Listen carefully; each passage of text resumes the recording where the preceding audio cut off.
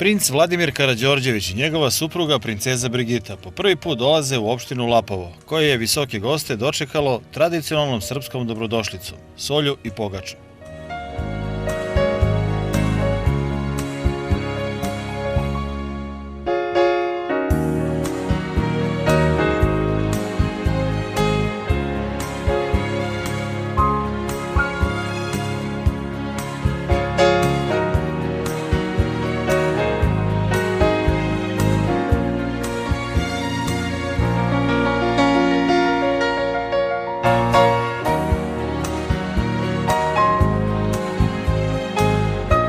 Nakon upoznavanja sa rukovodstvom opštine i ostalim predstavnicima institucija, princeza Brigita i princ Vladimir su položili venac ispred spomenika kralju Aleksandru Karađorđeviću ujedinitelju.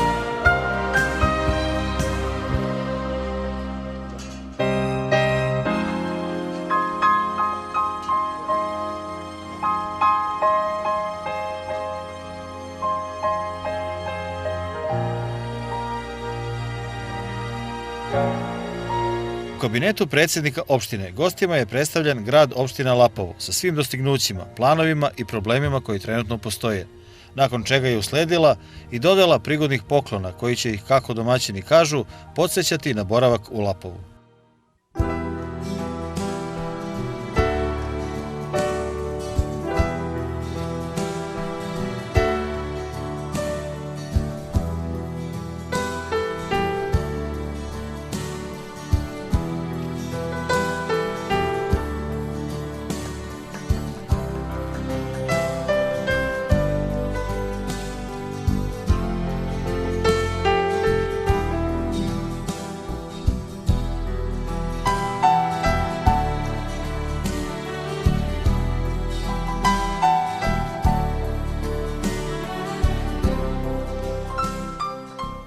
As I've mentioned, the welcome here has been astonishing. Kao što sam rekao, dobrodošlica je ovdje nevjerovatna. We are very, very proud to be here today. Veoma smo ponosni što smo ovdje danas. I think that Lapovo, like other towns in Serbia, has an immense potential. Mislim da Lapovo, kao i drugi gradovi u Srbiji, ima ogroman potencijal. We will spend this day on a form of fact-finding. Ovdje ćemo provesti dan u potrazi za činjenicama. And we will try and create some partnerships that will be lucrative for the town of Lapovo and its people. I pokušat ćemo na osnovu toga da stvorimo dalje partnerstva koje će pomoći gradu Lapovu i njegovim stanovnicima. Hopefully it won't take too long. Nadamo se da to neće dugo trajati. Da li je po vama, često ste u Srbiji, da li je po vama sazrelo vreme za obnovu monarhije, pošto je Srbija tradicionalno monarhistička zemlja, kroz čitavu svoju istoriju bila? I think that the time started for the constitutional monarchy after the death of Zoran Đinđić. Vreme za uspostavljanje konstitutivne monarhije počelo posle smrti Zorana Đinđića. Unfortunately, it's not happened yet. Nažalost, još se nije realizovalo. And we've seen lots of failures despite the struggles of previous governments. I videli smo dosta i neuspeha na tom polju uprkos što su se prošle vlade trudile da pomogu. What we need is we need the monarchy to be reestablished on so many different levels. Monarhija u stvari kod nas mora da se uspostavi na mnogo različitih nivoa. One of the crucial levels is to create a foundation of stability. Jedan od glavnih nivoa je da se stvori osnov za stabilnost. On that stability you can then build investment, trusted investment, and not exploitation. Na tom osnovu može da se stvore investicije, ali dobre investicije, a ne investicije za izrabljivanje. You would also have a foundation upon which to base a real construction against internal corruption. I na toj osnovi ćemo moći da gradimo i prave aparate koji će da se bore protiv unutrašnje korupcije u zemlji. And so, in answer to your question, yes, the time is definitely right for a constitutional monarchy now. I da vam odgovorim na pitanje, vreme je definitivno došlo za uspostavljanje ustavne monarhije. The big problem is going to be the implementation of a constitutional monarchy. Najveći problem je implementacija ustavne monarhije. But that's for the politicians to sort out. Ali to je na političarima da reši. I samo još jedno kratko pitanje, kako vidite budućnost Srbije, recimo za narednih 10 godina? How do you see a future of Serbia in 10 years from now? That question is based on so many different factors that it's not possible to give you a simple answer.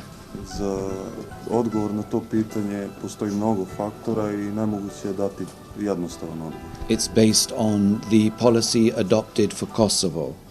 Zasnovano je na koja će se politika usvojiti prema Kosovu. It's based on the realization of our established membership into the EU or not. Zasniva se na tome da li ćemo biti članice Evropske unije ili ne. Also, our relationships with other very friendly countries such as Russia, also in Asia, United States. Zasniva se na našem budućem odnosu sa prijateljskim zemljama kao što su Rusija, ali i sa ostalim zemljama kao što su Sjedinjene države. At the end of all that, we will have a formula to then predict what will happen in the next 10 years. Kada se sve to reši, imat ćemo možda formulu da vidimo šta će da se desi za narednih 10 godina. What frightens me is that we've already had 2 10-year periods since the golden beginning, and not much has changed for the positive. Not much. Some, but not much. Ono što me najviše plaši što smo imali 2 perioda od po 10 godina nakon zlatnog početka i malo toga se promenilo. Nije da se ništa nije promenilo, ali malo se promenilo.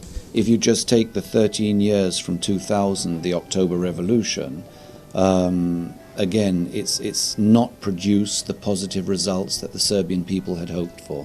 Ako uzmete zadnjih 13 godina od revolucije 5. oktobra, nije učinjeno dosta rezultata kojima se narod nada. But I hope that we will be given a chance to prove to the Serbian people and the rest of the world that the implementation of a constitutional monarchy in Serbia is a viable solution to guarantee a better future. Njegovo veličanstvo se nada da će uspjeti da ubedi srpski narod da je uspostavljanje ustavne monarhije dobar način da se uspe i da se poboljša budućnost.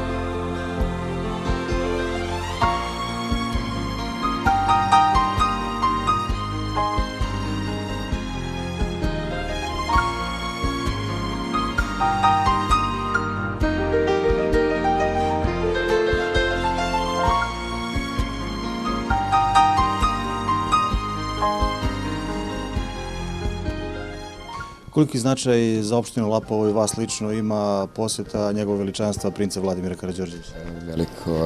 Velika značaj je za opštinu Lapovo, pre svega zato što njihova kraljevska visočanstva dolaze u posjetu opštini Lapovo, jednoj maloj opštini. Svaka posjeta njihovog kraljevskog visočanstva je od značaja za opštinu Lapovo, kako na promotivnom planu, tako i u dobrim odnosima sa njihovim veličanstvom. Vi ste imali tu čast da njegovo veličanstvo predstavite samo opštinu Lapovo i da kažete zapravo da je Lapovo prvo mesto u Srbiji koje je podiglo spomenik njegovom kraljevskom visočanstvu, kralju ujedinitelju Aleksandru Karađorđeviću. Tako je, još 2002. godine su odbornici Skupštine opštine Lapovo, ali i na inicijativu građana Lapovo osjetili potrebu da izgradnjom tog spomenika i davanju priznanja kralju Aleksandru prvom ujedinitelju, tako da je to od velikog značaja što smo bili prvi u toj inicijativi i što smo taj spomenik postavili kod nas u Lapovu.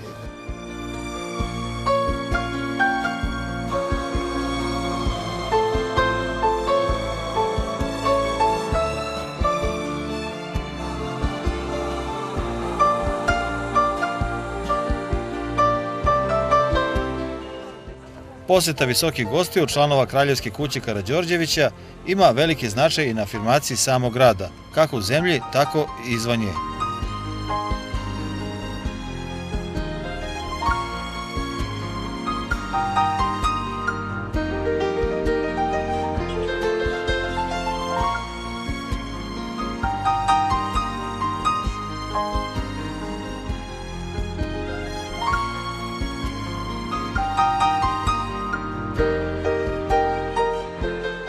Princ Vladimir i princeza Brigita su u pratnji pripadnika Udruženja monarhista iz Svilajnca i Ravnogorskog pokreta iz Jagodine položili venac i ispred spomenika komandanta Jugoslovenske vojske u otadžbini, generala Dragoljuba Draže Mihajlovića, a zatim su se prošetali gradskim ulicama.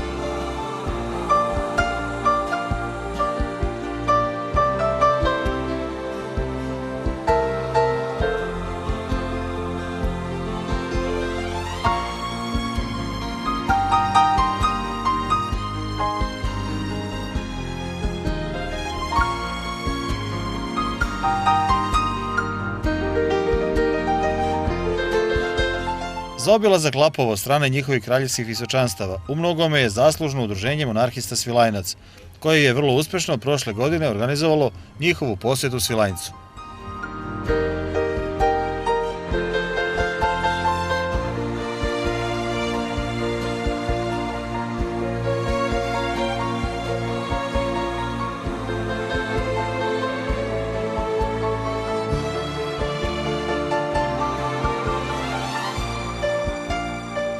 Stiče se nekakav utisak da je vaš pokret u Svilajncu najaktivniji s obzirom da organizujete posete princa Vladimira ne samo u Svilajncu, već i okolnim mestima.